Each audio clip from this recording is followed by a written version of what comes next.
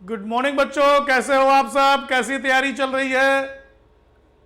मैं doctor RC. Mishra आपका फिर से स्वागत करता हूं। बच्चों, मार्फोलॉजी में अभी तक हम लोगों ने पढ़ लिया मार्फोलॉजी ऑफ रूट। अब आज हम लोग शुरू करने जा रहे हैं morphology of shoot.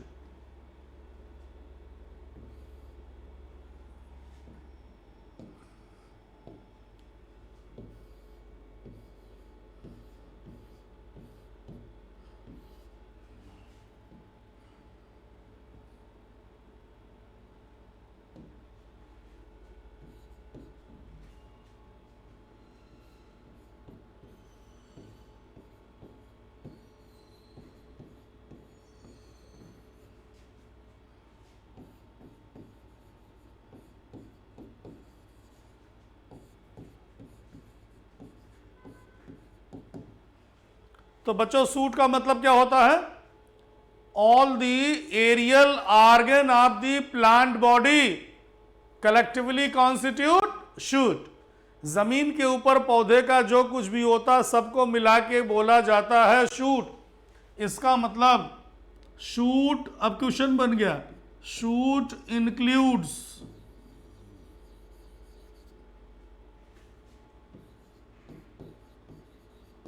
Stem, leaves, flower and fruits. So they all are the part of shoot. Shoots are number one, positively phototropic. Number two,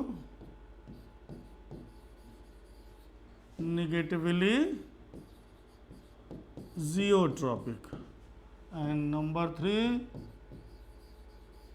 negatively hydrotropic. बच्चों, इसका मतलब क्या हुआ? जो शूट होता है वो पॉजिटिवली फोटोट्रॉपिक, और फोटो मतलब होता है, आपको मालूम है, लाइट। सो shoot always grows towards light, ठीक है। दूसरा, निगेटिवली जियोट्रॉपिक, मीन्स ग्रेविटी के उल्टा जाता है। और तीसरा, पानी के उल्टा जाता है। और एक बहुत बढ़िया सवाल पूछा गया है नीट में, क्यों ना मैं उस क्वेश्चन को यहीं पे लिख दूं। इन tropical rain forest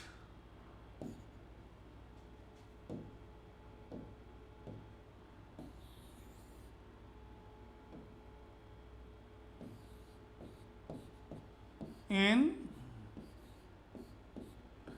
tropical rainforest, tree grows fast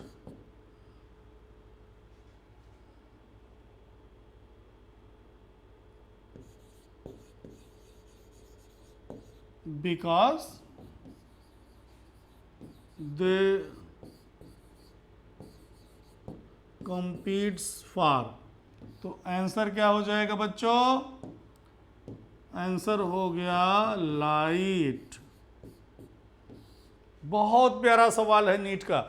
मतलब ट्रॉपिकल रेन फॉरेस्ट के जो ट्री होते हैं वो बहुत तेजी से ग्रो करते हैं, ज्यादा बड़े हो जाते हैं। किस लिए? क्योंकि वो लाइट की खोज में, लाइट के लिए, तो वहां पे कंपटीशन लाइट के लिए होता है। अगर कोई कैसा पौधा, ध्यान से सुनिएगा, 3 सवाल पूछा जाएगा इकोलॉजी में। पहला, ट्रॉपिकल रेन फॉरेस्ट में ट्री तेजी से ग्रो करते हैं, किस लिए? Competition for the light. और डेजर्ट में, रेगिस्तानों में कंपटीशन किस चीज के लिए होता है? वाटर के लिए। Because in xerophytic environment water acts as limiting factor. In tropical rain forest light acts as limiting factor. और इन एक्वाटिक इकोसिस्टम, पानी में जो पौधे पाए जाते हैं वो मेनली कंपटीशन करते हैं ऑक्सीजन के लिए। So oxygen acts as limiting factor. तो ये हम लोगों ने देख लिया। Now come to primary function of shoot.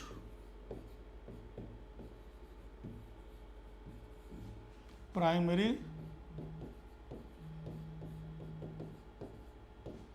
Function of shoot. Shoot का जो प्राइमरी फंक्शन होता है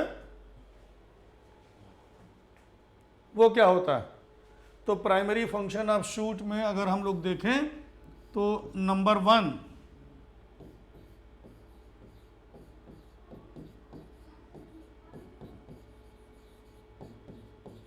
फोटोसिंथेसिस, और फोटोसिंथेसिस किसकी वजह से? लीव्स। नंबर 2 रिप्रोडक्शन, और ये किस वजह से? Due to flower, because shoot bears flower. And number 3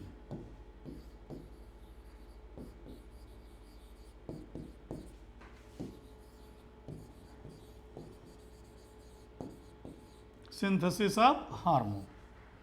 so shoot का जो प्राइमरी फंक्शन है बेटा वो 3 हो गया। पहला फोटोसिंथेसिस, वो किस वजह से होती है? Due to leaves. दूसरा reproduction, because shoot contains flower. And synthesis of hormone. अब एक बहुत बढ़िया सवाल हम लोग कर लें। क्वेश्चन ये है,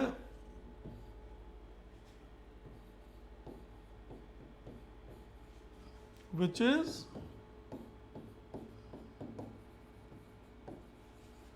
प्राइमरी फंक्शन ऑफ बोथ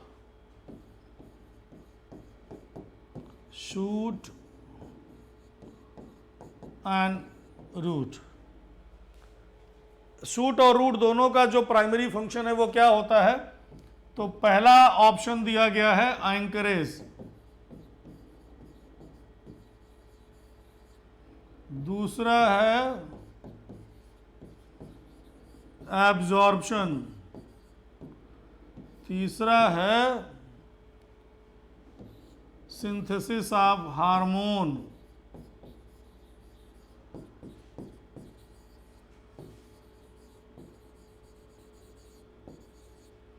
और चौथा है स्टोरेज। तो ये सवाल नीट में 3-4 बार पूछा गया बच्चों, आपको आंसर बताना है कि which is the primary function of root as well as shoot system, दोनों का प्राइमरी फंक्शन जो है, तो वो आंसर क्या हो गया? वो आंसर हो गया synthesis of plant hormone. Plant hormone का सिंथेसिस करना रूट और शूट दोनों का ही प्राइमरी फंक्शन होता है। Okay, now come to stem.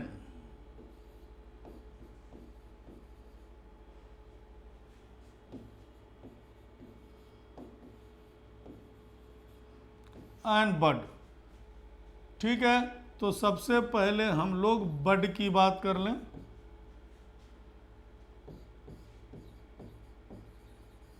Young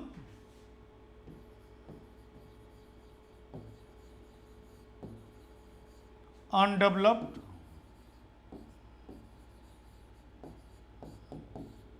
dormant shoot और लार्जेस्ट बड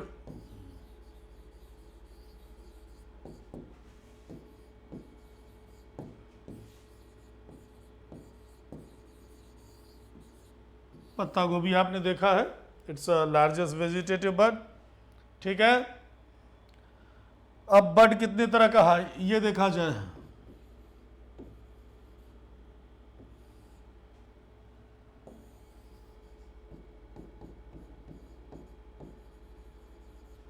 नॉर्मल और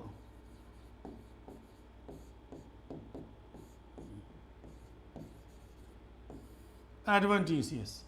देखिए, अगर मान लीजिए ये कोई स्टेम है और ये हो गया नोड, और इस नोड पे मिलेगी पत्तियां।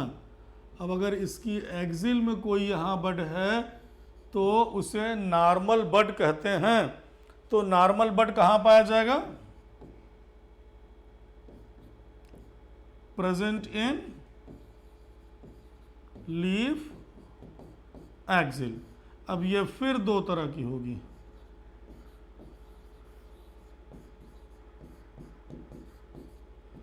Vegetative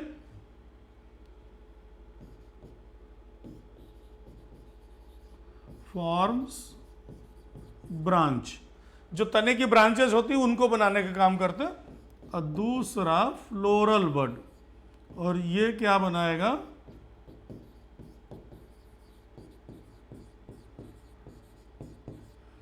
inflorescence and flower. ठीक है बेटा, तो बड मतलब यंग डॉर्मेंट शूट को कहते हैं, और बड कैन बी नॉर्मल, बड को नॉर्मल कब कहेंगे, जब वो लीफ की एक्सिल में पाया जाए। अब बड वेजिटेटिव हो सकता है अगर वो क्या बनाए, ब्रांच बनाए, और फ्लोरल या reproductive bud, floral bud is also called as reproductive, तो वो फ्लावर या इन्फ्लोरेसेंस बनाने का काम करेगा। Now come to adventitious. Normally bud कहाँ पाया जा रहा है, लीफ की एक्सिल में, तो अगर लीफ की एक्सिल से ना निकल के कहीं भी और से निकले कोई बड, तो उसे क्या बोलेंगे, अपस्थानिक या एडवेंटिशियस बड। तो देखते हैं कितने तरह की होती है बच्चों। अगर आपने लिख लिया हो तो मैं थोड़ा सा यहां इरेज कर लूं।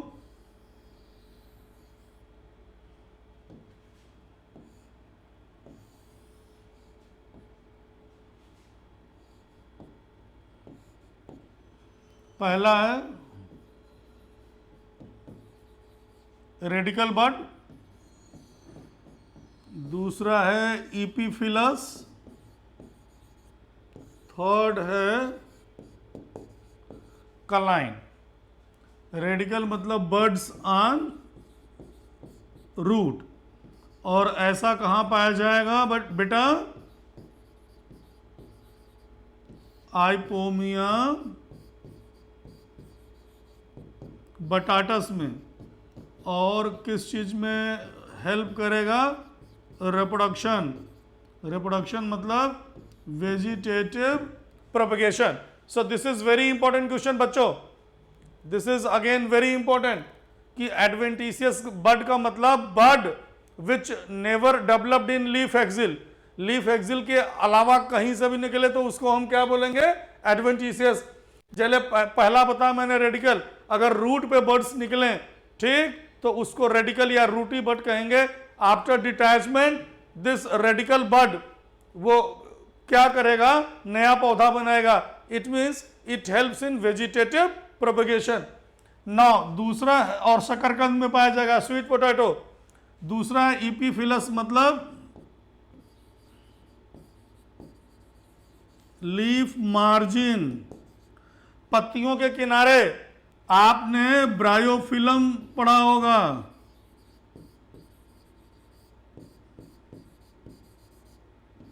अजूबा, तो अजूबा की पत्तियों के किनारे किनारे जो मार्जिन पे जो लीफ नॉच होते हैं वहां से बड निकलती हैं, and after detachment forms new plant body.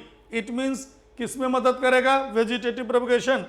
Kline directly attach to stem, और ऐसा हमें मिलेगा रोजा इंडिका में, गुलाब में। This is very important.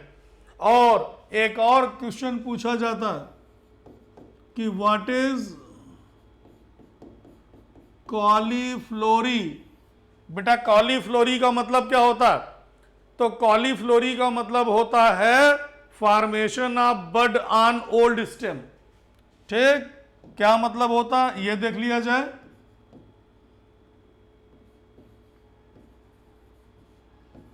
buds on old stem is called as कॉलीफ्लोरी। कटहल देखा होगा आपने, घर में कटहल का पेड़ होगा, हर साल कटहल के तने में नीचे, वहां से तने से डायरेक्टली नीचे बड़े बड़े कटहल निकलते हैं, आपने देखा होगा। तो इस फिनोमेना को हम लोग क्या बोलते हैं बच्चों, कॉलीफ्लोरी कहते हैं।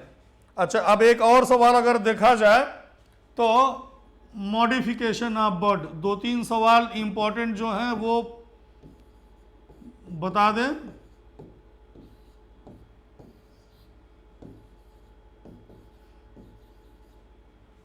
जैसे अगर हम लोग थॉर्न देख लें, किसके, citrus, Carissa and डुरांटा।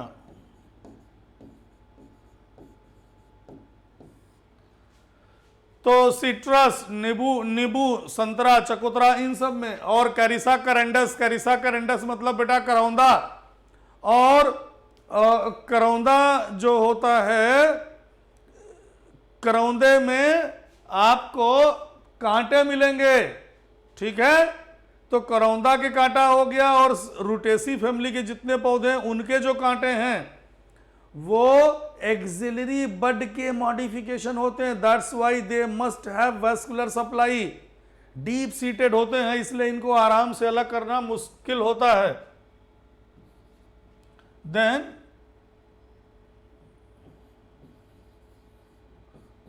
Vegetative bud modified into tendril, और ये मिलेगा कहां पे? पैसीफ्लोरा में। और फ्लोरल बड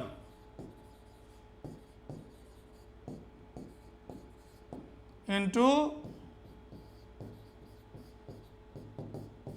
टेंड्रिल, ये मिलेगा कार्डियो स्पर्मम में। और एक बल्बिल्स,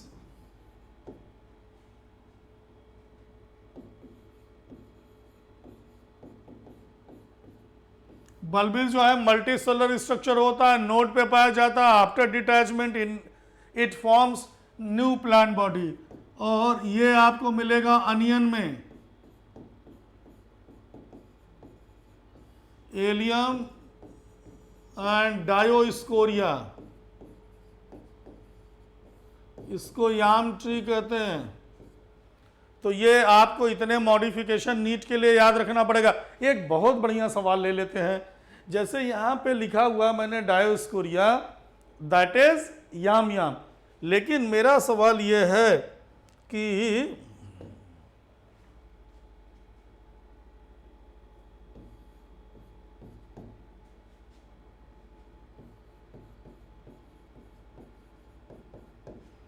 इकोनॉमिक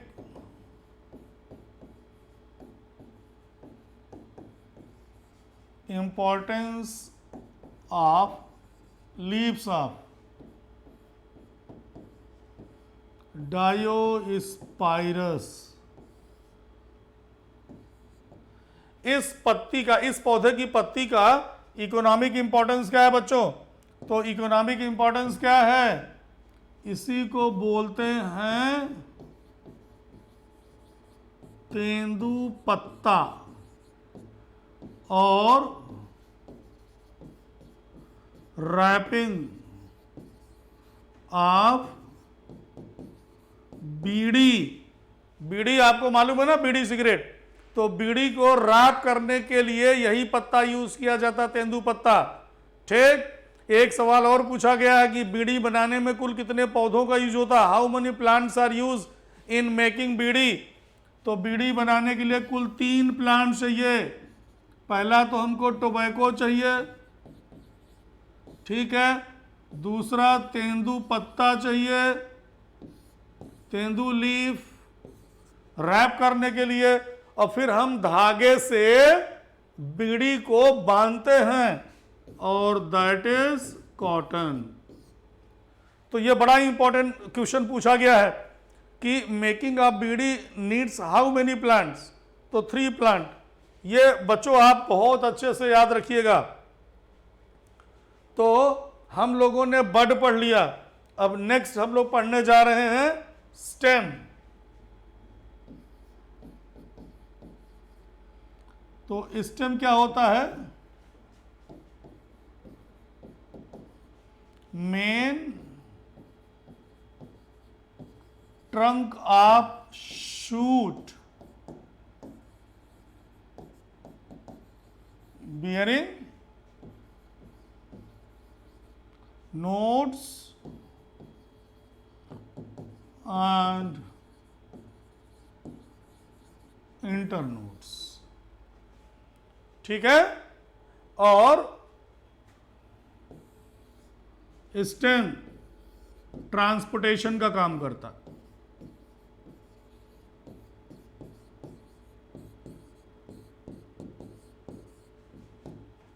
किस वजह से? Due to vascular tissues, xylem and phloem. अब पूछा जाता है सवाल,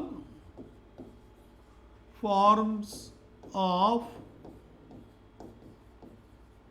सॉलिड स्टेम। तो सॉलिड स्टेम बेटा कितने तरह के होते हैं?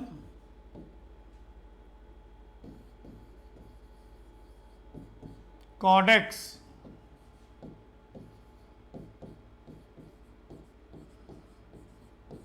एक्स करंट,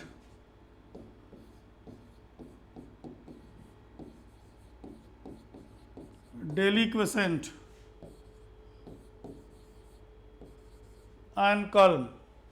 कॉडेक्स का मतलब होता है बेटा पूरा का पूरा तना अनब्रांच्ड रहेगा, and it bears crown of leaves at the top, ऐसा।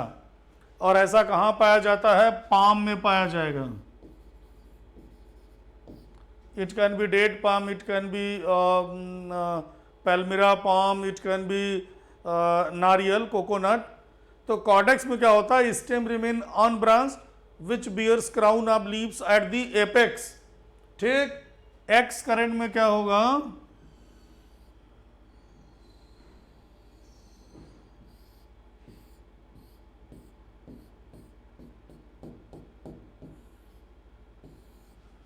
ये देखिए, this is the excurrent. Excurrent में क्या होगा? Apical bud grows continuously while branching takes place in acropetal succession. तो ब्रांचिंग किस सक्सेशन में हो रहा है बेटा? एक्रोपिटल। और एक्रोपिटल का मतलब होता है largest branch at the base, youngest eight the top. तो ट्री पूरा का पूरा कोनिकल इन शेप हो जाएगा। इसका मतलब कोनिकल शेप हो जाएगा, जैसे Christmas tree.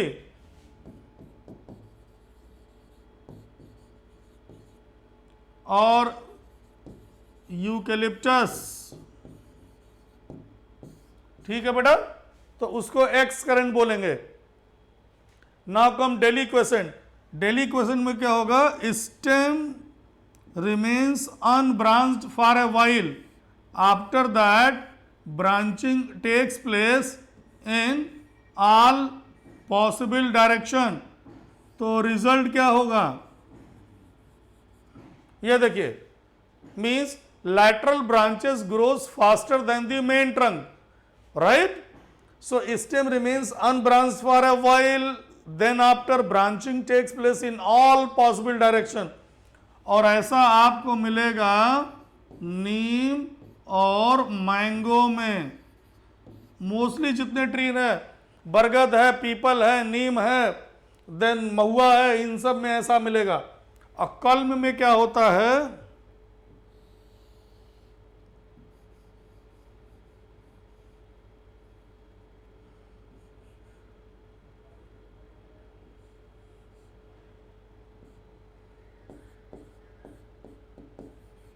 plant with solid node and hollow internode। और ऐसा कहाँ मिलेगा? बैम्बू। और बैम्बू में, बैम्बू कैसा होता है? मोनोकार्पिक। मोनोकार्पिक मतलब ऐसे पौधे जिनकी लाइफ में एक ही बार फ्लावरिंग हो। और वो एक बार फ्लावरिंग कब होगी बेटा? फ्लावरिंग कब होती है बैम्बू में? Flowering after 48 years. 48 ईयर्स के बाद फ्लावरिंग होता है। दिस इज वेरी इंपॉर्टेंट, बहुत अच्छे से इसको याद रखिएगा। So this is all about the shoot, bud and forms of solid stem. Next lecture में हम लोग स्टेम का मॉडिफिकेशन देखेंगे। थैंक यू बच्चों।